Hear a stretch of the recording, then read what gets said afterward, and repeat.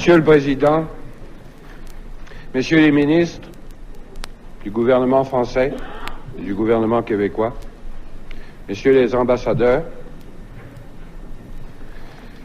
Messieurs les membres, Mesdames, Messieurs les membres de l'Assemblée nationale de France, et après l'accueil exceptionnellement généreux que vous m'avez fait il y a quelques instants à votre séance, j'oserais simplement l'expression, mes chers amis, c'est une vraie reconnaissance, la reconnaissance en tout cas de l'essentiel, que vous accordez aujourd'hui au peuple québécois en me faisant l'honneur de me recevoir à l'Assemblée nationale et puis de me permettre de m'adresser aux représentants du peuple français. Et c'est au nom du Québec que je vous remercie, Monsieur le Président, ainsi que tous vos collègues du bureau de l'Assemblée, de me permettre ainsi, en m'adressant à vous, de parler du même coup à la nation française et à tous ceux de par le monde aussi, qui entendent avec une facilité et une sympathie particulière les choses que la France accepte d'écouter. Or, les choses dont je vais vous entretenir brièvement méritent, je crois, l'intérêt que manifeste et votre invitation et votre présence. Il s'agit d'un peuple qui, pendant longtemps, s'est contenté, pour ainsi dire, de se faire oublier pour survivre. Puis, il s'est dit que, pour durer valablement, il faut aussi s'affirmer. Et ensuite, que pour bien s'affirmer, il peut devenir souhaitable et même nécessaire de s'affranchir collectivement. Il est donc arrivé, il y aura 1 an dans quelques jours, qu'un parti soit porté au pouvoir dont la raison d'être initiale est toujours centrale, et justement l'émancipation politique.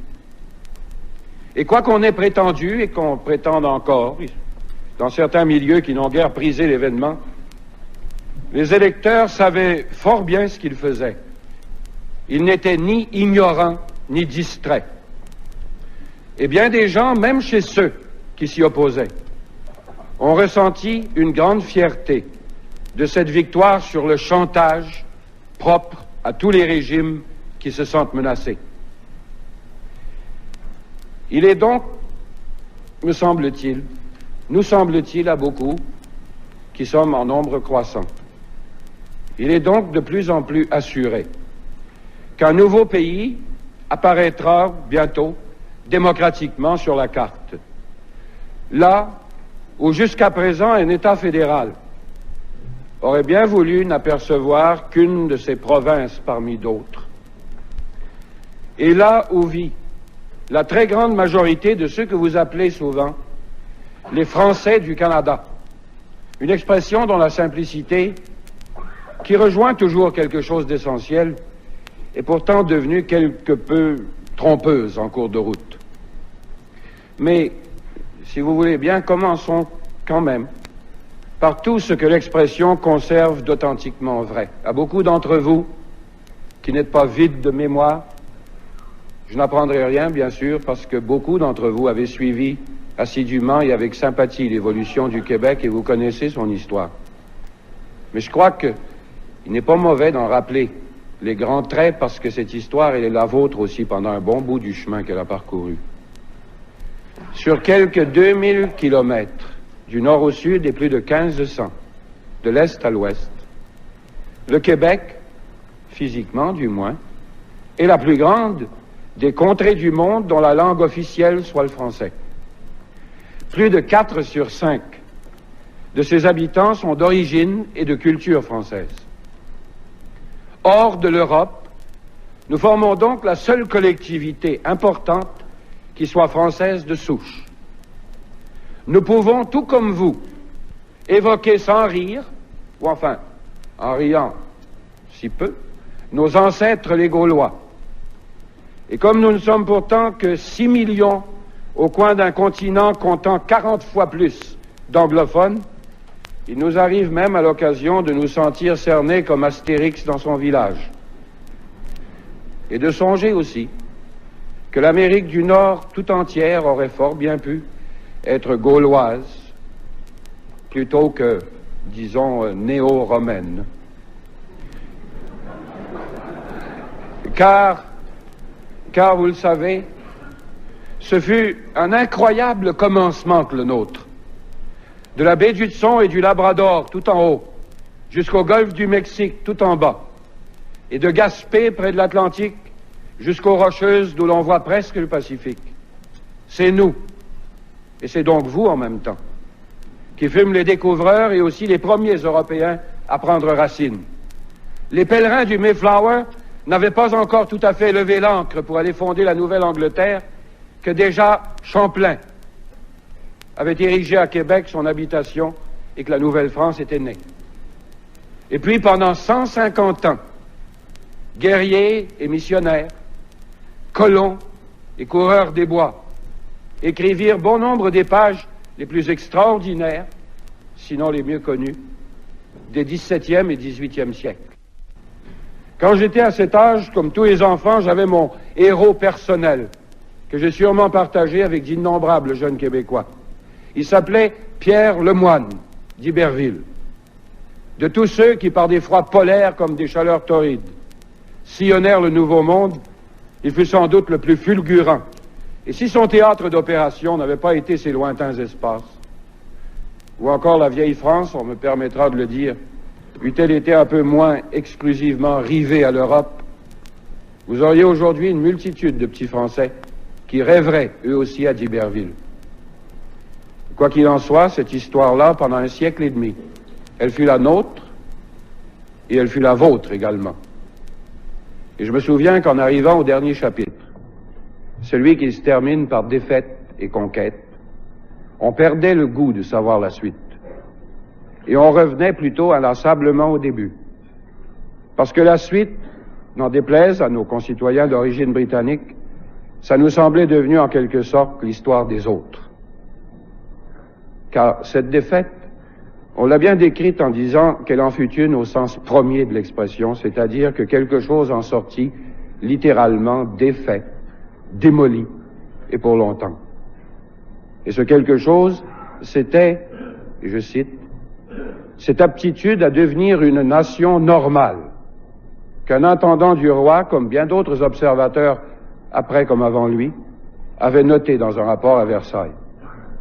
Si la colonisation française, hélas, la plus faible d'alors, n'avait pas eu à se heurter à la plus forte, qui était l'anglaise, l'évolution de ces Canadiens, dont personne d'autre alors ne portait le nom, les aurait menés à la pleine existence nationale tout aussi sûrement, et pas tellement plus tard, que les 13 autres colonies plus populeuses qui devaient bientôt se baptiser les États-Unis. Il ne s'agit pas ici d'idéaliser nostalgiquement cette toute petite société de quelques dizaines de milliers de pauvres gens qui, en 1760, eurent à subir dans la vallée du Saint-Laurent une domination étrangère destinée à demeurer, comme toutes les autres colonies de l'époque. Ce n'était encore que la dépendance d'une métropole, mais de sa métropole, naturelle et lointaine à la fois, et dont le pouvoir, une fois son œuvre accomplie, aurait cessé chez nous naturellement comme ailleurs, n'eût été cette rupture de continuité. Déjà, en effet, la distance, le climat, les contacts suivis avec les populations indiennes, les aventures continentales, avaient façonné une mentalité et un mode de vie de plus en plus différents de ceux de la mère patrie. Il y avait là en puissance une nation française, bien sûr, mais aussi de personnalités nord-américaines et tout aussi capables que ses voisines de vivre sa vie et d'être présente au monde. Et c'est cela que la défaite vint briser, mais sans parvenir toutefois à en effacer le rêve. Un rêve assez fort, quoique d'ordinaire inavoué, pour nourrir jusqu'à nos jours une identité et une idée nationale que seule la faiblesse numérique et l'isolement total empêchèrent de se réaliser. Mais bientôt, le nombre se mit à augmenter. La revanche des berceaux vint le multiplier si prodigieusement qu'un grand historien, Toynbee, affirmait un jour, et si peu que j'ai pu vérifier, il ne faisait pas d'ironie, affirmait un jour qu'à son avis, lorsque sonnerait la trompette du jugement dernier, 2 peuples seulement seraient sûrs d'y être encore, les Chinois et nous. Tout le long, en tout cas, de ce cheminement laborieux de la survivance, comme nous disons chez nous, une absence, jusqu'à tout récemment, nous avait toujours paru singulièrement criante et assez incompréhensible, et c'était celle de la France. Il y avait entre nous, depuis 2 siècles, souligné plutôt qu'amoindri par la participation commune aux 2 grandes guerres, un fossé d'ignorance et de méconnaissance que nos relations à peine épisodiques ne parvenaient qu'à creuser davantage. Aussi, n'est-il pas excessif, du moins pas beaucoup, de dire « enfin De Gaulle vint ». Non pas seulement et même surtout pour ce vive le Québec libre qui a été tellement discuté, cet accroc prophétique qui retentit tout autour du monde. Il faut se rappeler que bien avant, dès 1961, le général avait tenu à présider, avec le premier ministre Lesage, à de véritables retrouvailles entre la France et le Québec. Et sans doute poussé par sa passion pour le vieux pays et ce qu'il a produit de plus durable, il s'était donné la peine d'étudier le dossier de ce rejeton unique que nous sommes. Et ce dossier, je peux vous dire qu'il le connaissait à fond, mieux que quiconque, sauf les premiers intéressés, et même mieux que certains d'entre eux. Cette connaissance, elle était en effet parfaitement à la page. Ce n'était plus seulement celle des Canadiens de l'Ancien Régime, ni des Canadiens français de naguère, mais c'était aussi celle des Québécois, comme on disait déjà de plus en plus. Car au cours de ces années 60, à la suite d'une maturation dont personne ne s'était trop rendu compte, c'était le Québec qui émergeait brusquement, le Québec tout court, et non plus la province de Québec, colonie intérieure dans un Canada fédéral. Émergence sans aucune hostilité d'ailleurs, sans la moindre intention revancharde, mais qui indiquait tout simplement une auto-affirmation dont l'heure avait enfin sonné en attendant celle de l'autodétermination.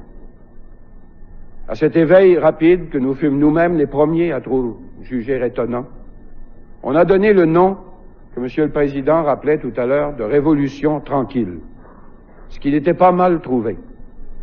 Révolutionnaire, ce l'était réellement, si l'on accepte qu'un bouleversement fondamental puisse se passer de tuerie et de ruine. Tranquille, par conséquent, marqué par cette continuité dans le changement, même le plus radical, qui est l'une des caractéristiques de notre peuple. Tranquillement, donc, sur tous les plans, on assista à un déblocage aussi soudain que l'est au printemps la rupture des embâcles sur nos rivières. Et le terroir se mit à fleurir et à produire comme jamais. Une réforme aussi profonde que tardive de l'éducation. La mise en place d'une administration moderne, si bien organisée qu'elle donne elle aussi les signes d'un mal bureaucratique qui n'est pas que français. Mais également une pensée sociale qui, sur quelques points majeurs, passait rapidement de l'arrière à l'avant-garde. Et puis encore une conscience de plus en plus aiguë des responsabilités comme des enjeux essentiels de la vie économique. Et comme il est normal, tout cela fut d'abord annoncé puis accompagné par les artistes. Une pléiade sans précédent d'écrivains, de peintres, de cinéastes, d'architectes.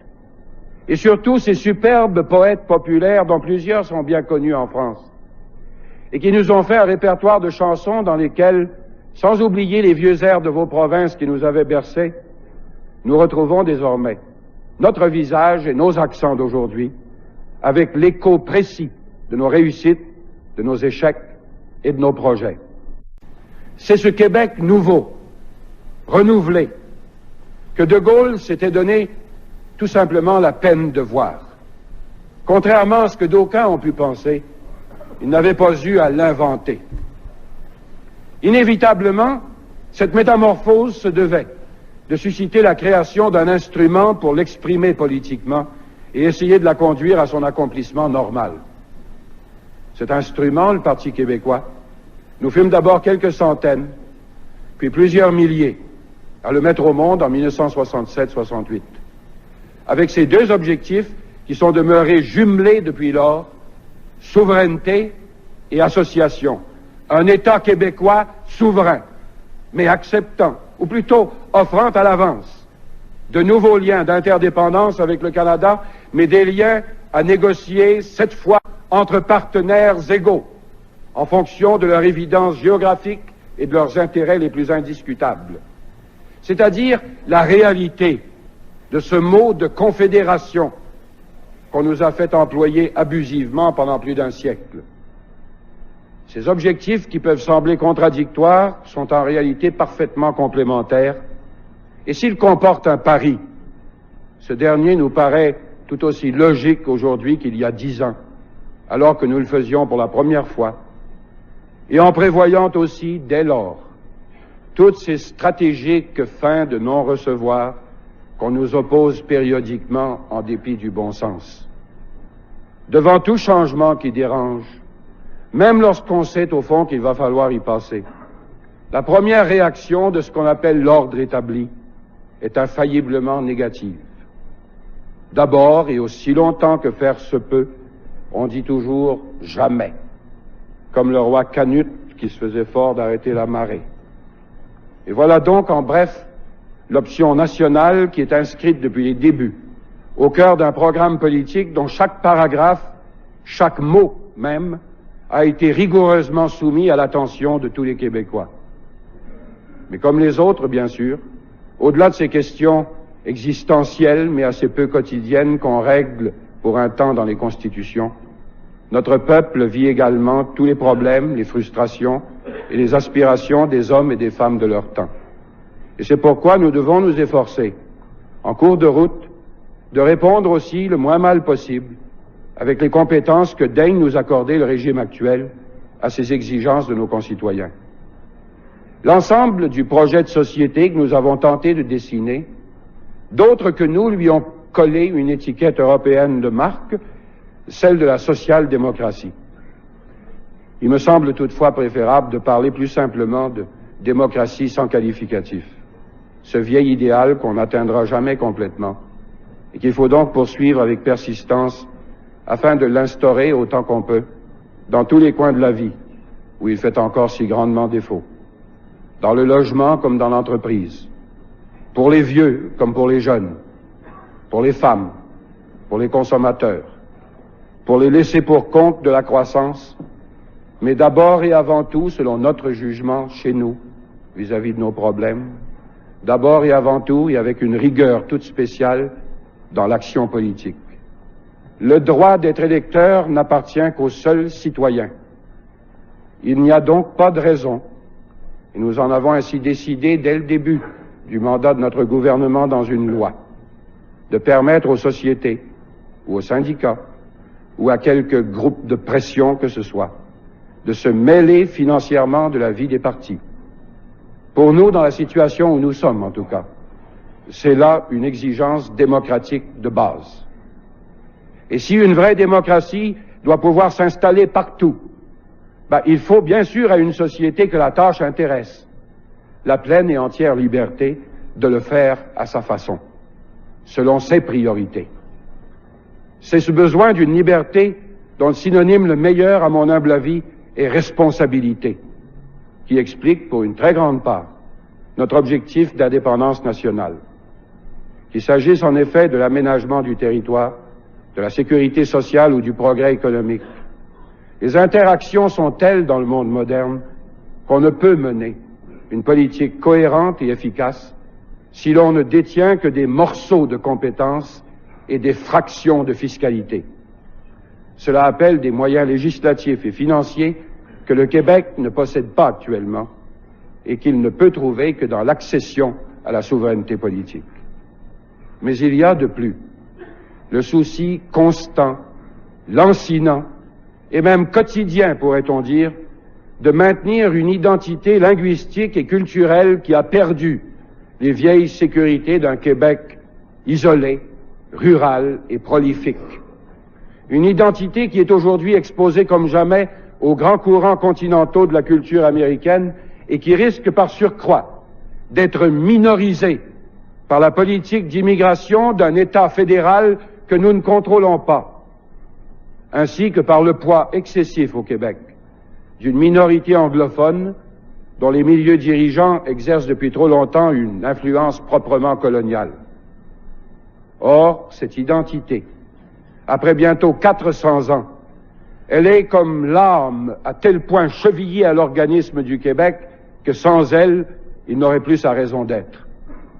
Aussi, en attendant cette sécurité définitive que seules nos propres institutions politiques sauront nous garantir, avons-nous été, dès les premiers mois, le 3e gouvernement québécois d'affilée à se voir dans l'obligation de présenter une loi pour la défense et la promotion d'une langue qui, dans un contexte normal, n'aurait jamais eu besoin d'une telle prothèse. Et voilà donc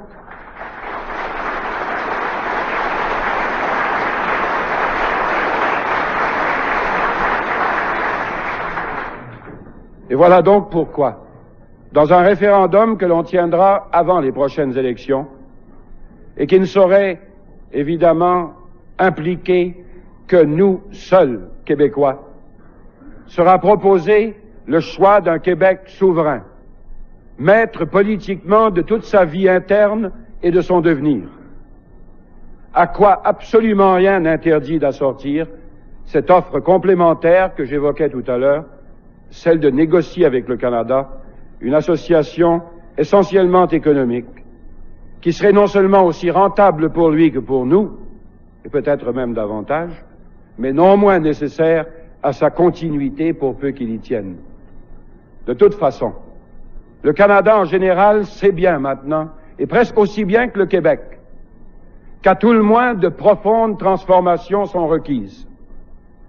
Le régime constitutionnel qui fut concédé à une poignée de colonies du siècle dernier est devenu un carcan maintenant.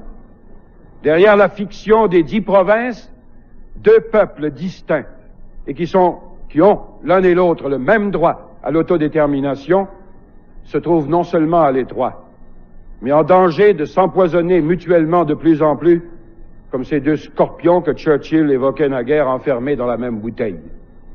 Voilà un quart de siècle que l'évolution du Québec pose la question avec une insistance sans cesse croissante. Et sans cesse, on l'a esquivé tant qu'on pouvait. Mais l'on est maintenant arrivé à un point où, d'échec en échec, l'accord est en train de se faire sur la nécessité d'un renouvellement politique, plutôt qu'un mauvais compromis de plus.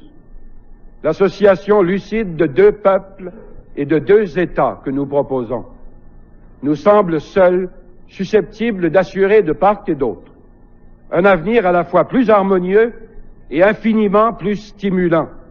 Il ne s'agit pas tant de détruire quelque chose qui est déjà condamné, mais de commencer à bâtir ensemble quelque chose de réaliste, de généreux et d'éminemment prospectif. Pour nous, Québécois en tout cas, c'est littéralement du droit de vivre qu'il s'agit.